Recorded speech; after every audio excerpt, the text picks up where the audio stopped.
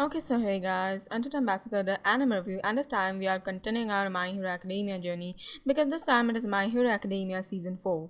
And this season is, in my opinion, one of the better seasons of My Hero Academia, better than Season 3 at least. So, yeah, let's begin the review.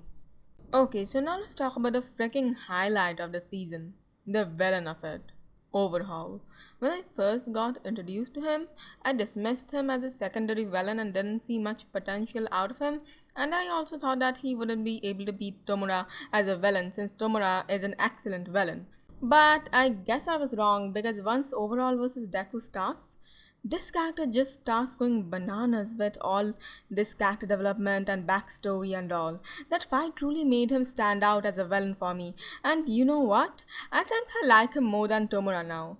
So he really got upgraded as a villain by the end for me. While in the beginning I dismissed him and his stupid Birdbee gang as nothing but stupid little side villains, but by the end he truly won my heart. The ending thing was horrifyingly ruthless, and while they didn't show all the horrifying stuff on screen, even thinking about it grosses me out. I would say it's just as brutal as the Kaneki torture in Tokyo Ghoul, if not even more, and that's saying something. And to be honest, I actually thought that Eri would be Todoroki's sister or something before she got introduced in the anime thanks to ending. In the ending, there was an image which showed Eri's mother feeding her or something, and her mother had white hair, just like Todoroki's mother. So yeah, that's why I thought she was his sister before episode 3.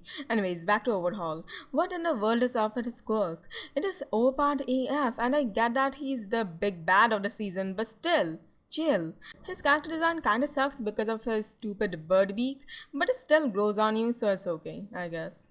Okay, so now let's talk about the new characters of the season. Lemillion is that cliche optimistic hero at first, but really turns good once his fight with Overhaul begins. Looks like an Overhaul fight is good for improving the characters. Sun Eater has got a pretty weird quirk, but an interesting one indeed. His character is nothing really special, but I still liked his scenes and fights. Fat Gum is okay, I guess. Red Rat just completely stole the spotlight from his fight though. Night Eye is a pretty interesting character, and I liked his backstory with All Might. He has a freaking Gyas as his quirk, and while it does confuse you how he became so powerful with such a not so powerful quirk, you do get it once he actually starts to fight. Okay, so now let's talk about the conversation scene between All Might and Deku. Ooh, this scene is powerful, and episode 4 itself is not only one of my favorite episodes of the season, but also this entire series. This just proves that My Hero Academia are not completely reliant on fights and all for its best moments. Even a conversation scene can be really heavy. And hearing that All Might will die sooner or later and seeing Deku realize that is pretty sad. This is where the season gets real good. I think that's because the season adapts something from season 2 that I really liked. The combination of action and character development in a fight. Yes, that's the reason I like the important tournament fights so much, especially Deku vs Todoroki, and also the reason I like the fights of this season so much. The heroes attack Overhaul's base to rescue Eri, and all the fights are pretty nice, but the Overhaul ones are obviously the highlights.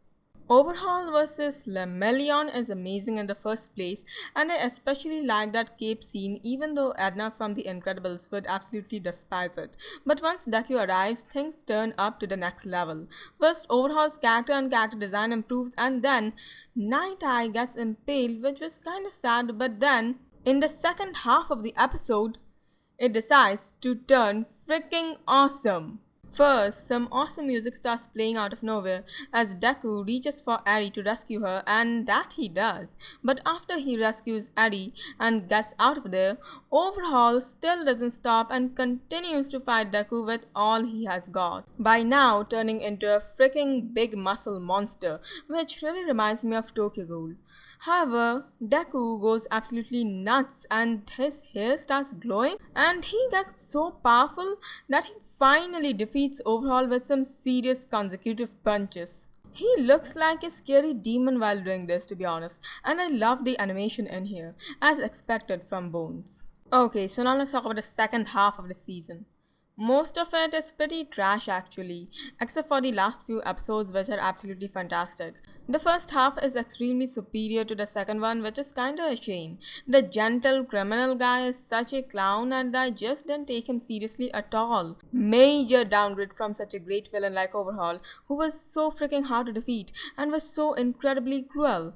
But as I said, even the second half of it does have some great moments, and the first one of those great moments are the concert. Yeah, the concert scene was absolutely fantastic, heartwarming, and visually stunning. My favorite moment of it obviously had to be when Ari finally smiled and got the happiness she deserves. I think that's the favorite moment of most people in this concert scene. Anyways, the second great moment was that intelligent Nomu versus Endeavor. That is where we got some more of that amazingly smooth bones animation, but that is not the only thing that makes the fight great. It was intense and all, yeah, but the thing I really liked about it is how most of it parallels with the Nomu versus All Might fight in the finale of season 1 really establishes that Endeavor is completely ready to become the next number 1 hero. Rating 9.5 out of 10. Best episode, episode 13. Okay, so yeah guys, and that was it for the video. And the only reason it did not get a 10 out of 10 is because of some of the boring episodes of the second half of the season. Anyways, don't forget to smash that like button, leave a comment, share, and of course subscribe. And so yeah guys, bye.